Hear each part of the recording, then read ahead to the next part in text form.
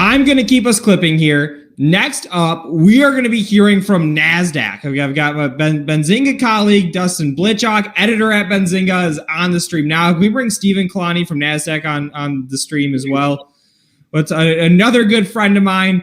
Everybody knows the name Nasdaq. We're eager to hear what's next, what Nasdaq is making available and bringing to market next. And Stephen, what I want to know, this is a little bit selfish, but am I going to be seeing you at 5:30 at Stout Grand Central? Luke, I'll be there at 5:25. Okay, perfect. And are you going to behave yourself this time? We don't want an incident like last time. Until 5:30, yes. Perfect. All right, I'll let you guys take it away. Thanks, Luke. I'm Dustin Blitchok, an editor here at Benzinga, and I'd like to welcome Stephen Calanni, the Managing Director of Investor Intelligence at Nasdaq, to the Benzinga Global Fintech Awards. Hi, Stephen. Dustin, thank you for having me. Thanks for being here. I was hoping today we could start off with some recent fintech news from Nasdaq. You launched a cloud-based data link platform on September 8th. And I was wondering if you could tell us today what this product means for Nasdaq's customers. Yeah, absolutely. And thanks again for having me. Nasdaq and both myself, really appreciate the partnership that we've had with Benzinga over the years. So I have to start with that. But Nasdaq Data Link, what you just mentioned. So to put it very simply, Nasdaq Data Link provides ease of access to the complete ecosystem of data that Nasdaq services to our customers. So that is both content that we provide, we'll go into it a little bit, but anything from your more traditional data sets to some of the more innovative solutions that we've put into the market as of recently. And then also a suite of APIs that power it as well. So for any new or existing customer, Nasdaq Data Link is going to be the platform that is essentially the centerpiece of the discovery process whenever a new data need is identified by one of our customers. We're confident that it's going to make the world a bit of a easier place to manage in the capital market space, and in terms of integrating data into processes and applications. I think Data Link is a step in the right direction. Well, congratulations on the new product, and I guess I have a few questions about it. You mentioned both traditional and innovative data, and I looked at, I believe the website is data.nasdaq.com. That's correct. I'm seeing more than 250 data sets available. Is that right?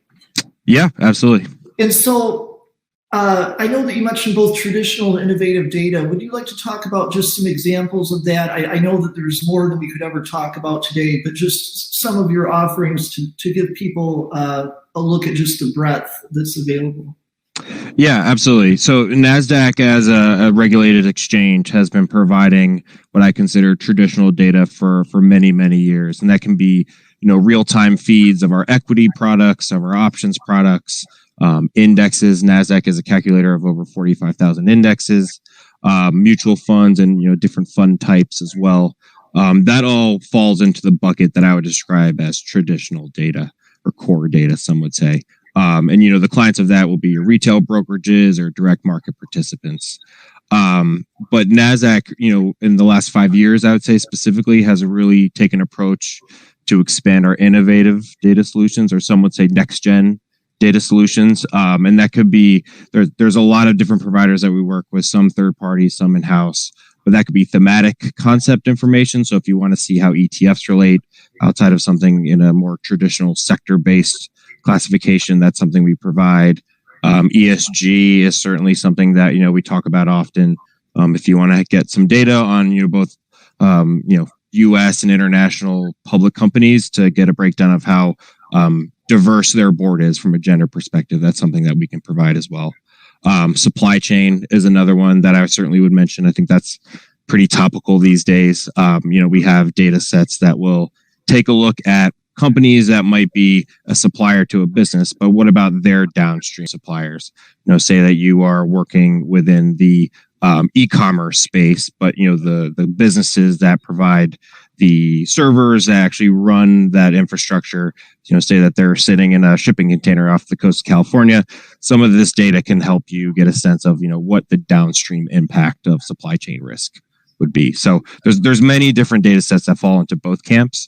And data link is the easiest way to be able to consume and understand all of what Nasdaq has to offer. It's amazing. So some really topical data. You just mentioned a few things that are in the headlines right now, including supply chains. Stephen, how does your division, which is investment intelligence, fit into the broader business of Nasdaq? Sure. Yeah. So I work in Nasdaq's investment intelligence business, and that is a sexy way of saying our data, indexes, and analytics business. Okay. Outside of that business, within the walls of Nasdaq, you also have our market technology business. That will be if, say, a company wants to spin up their own exchange or their own ATS. Nasdaq obviously runs multiple exchanges both in the U.S. and globally. We can provide the infrastructure that actually powers our exchange to you as a downstream customer to run your facility off of that same technology. That's one example.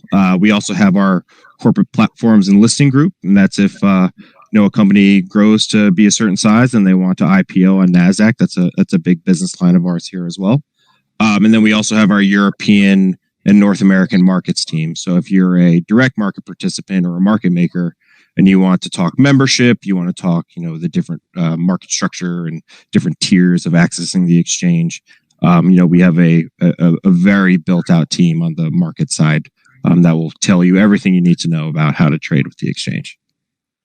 Okay, looking at the website for the new data product, it seems like everything is built around the cloud now. Would you want to just go back a few years and talk about when Nasdaq, which of course is a storied name on Wall Street, started building cloud products and why, and where you're at today? Yeah, I mean, the story actually goes all the way back to 2008 when Nasdaq made the decision to adopt a cloud approach to diversifying different pieces of our business. So since then, we've launched certain products that are based, or I should say, powered by the cloud. A market replay product, which gives you the ability to go back in time and look to the microsecond, where a certain trade has been placed. Our data on demand product, which can get you data going all the way back to the late 1990s in terms of, access to understand where different firms traded at what time. And then, fast forward a few years, you get to data link, and there's going to be, a continual approach to having a diversified cloud offering for our customers. And, for the why piece, we are dictated by what our customers want. So, as we have continued down the path of working with our direct market participants, anybody that has a retail facing business, especially the brokerage and the research side of the businesses, we have gotten the sense from them that a cloud first approach is the way that they're moving. So we want to move in that same direction with them. Okay, and you had just mentioned the retail side of the market. And of course, during the coronavirus pandemic, it seems like one of the biggest market trends has been a real rise in retail traders and investors. We saw that with the GameStop short squeeze most famously, and many other stories that we've written about here at Benzinga. And I was wondering, what the last year or so has looked like for you from that perspective. What role is Nasdaq playing in this whole market dynamic with your products? Yeah, the retail investing phenomenon, if you want to call it, has, really been an amazing story to watch. We certainly here at Nasdaq have been, dialed in, very closely since the pandemic and even before. A bit of a personal anecdote. I've been with Nasdaq for over 7 years. I've always been working in the data business and, alongside our markets team that I mentioned previously. And, we've never seen the emphasis on retail investing that we've seen since the pandemic. That's both from, the different platforms that support the retail investor all the way down to the retail investor themselves. So we're very focused on, partnering with those retail brokerages accounts, helping with things like education in the markets. There's more market access to the retail investor than there has ever been previously. So a big focus that we have is, one, ensuring that they have safe and accessible access to the markets, making sure that they understand the markets. Education is a big thing that we focus on. And then, with that, we have seen new retail facing applications, whether that be a research application or a brokerage application, coming to Nasdaq, almost on a weekly basis, over the course of the last, let's say 13, to 16 months, who want to capitalize on, the new interest that we see from the retail segment.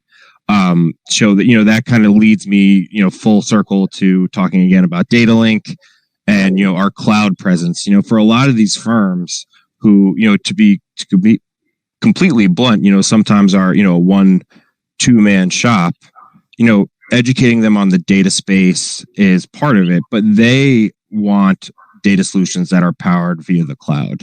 Some of these more traditional ways of consuming data, they're just simply not familiar with, their computer science background that they may have gotten in school, or something that they learned in their off hours, is very much so tied to the cloud and being able to understand different languages that are powered through something like Nasdaq Data Link. So, we're not exaggerating when we say that, these new aspiring firms are somewhere we spend a lot of time with. And, we certainly hope that trend continues into 2022 and beyond. It's interesting because what we're talking about is really sort of the behind the scenes of how all of this happens. Apps like Robinhood and TD Ameritrade and where the data comes from and how. Would you want to talk a little bit more about Nasdaq Basic? I know you had mentioned the role that plays with brokerage clients and others. Yeah, absolutely. The Nasdaq Basic is one of the equity streams that we provide in terms of real-time or delayed data. Within the U.S. marketplace, there is certainly optionality that customers have when they want to talk about what data sets they're going to use to power their applications. Nasdaq Basic sits in a unique and valuable middle ground between being cost-effective and also accurate.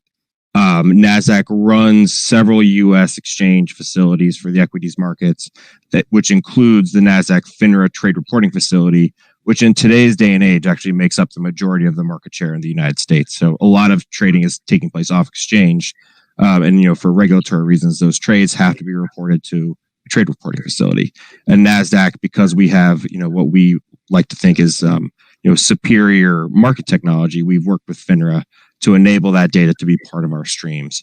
So a lot of the retail brokerage applications, all the way up from, a Robinhood or a Webull, but all the way down to some of these retail brokerages that are, spinning up over the course of the last several months, are looking to have that kind of fine middle ground between having a low cost solution, but one that is also, highly accurate throughout the trading day.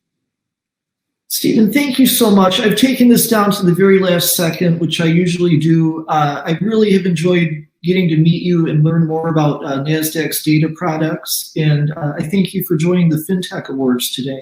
Yeah, thank you again for having me. We very much so appreciate it. And, Dustin, I think we'll be working on some new announcements, some new news coming out in the next couple of weeks. So everyone should stay tuned. I hope so. Thank you so much, Stephen. Thank you.